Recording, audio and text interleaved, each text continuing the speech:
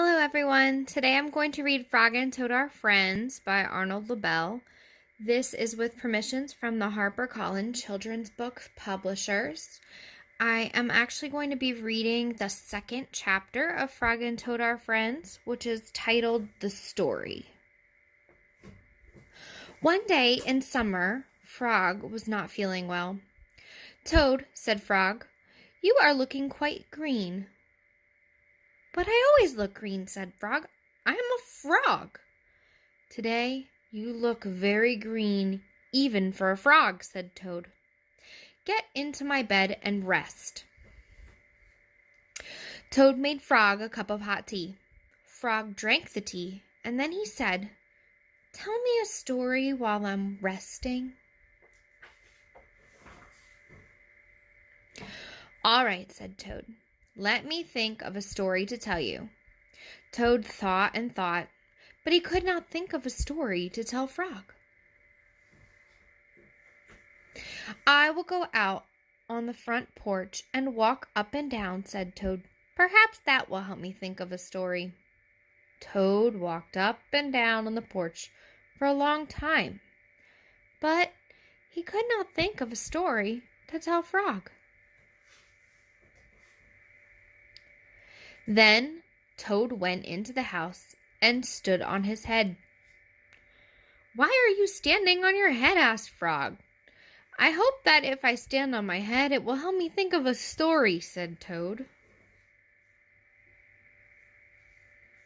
Toad stood on his head for a long time, but he could not think of a story to tell Frog.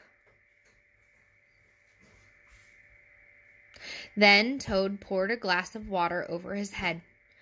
"Why are you pouring water over your head?" asked Frog. "I hope that if I pour water over my head, it will help me think of a story," said Toad. Toad poured many glasses of water over his head, but he could not think of a story to tell Frog.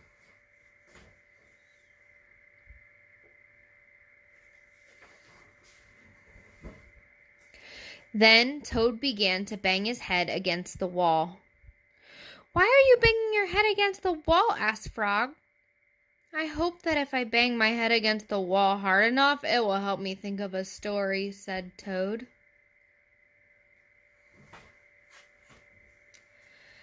"I am feeling much better now, Toad," said Frog. "I do not think I need a story any more."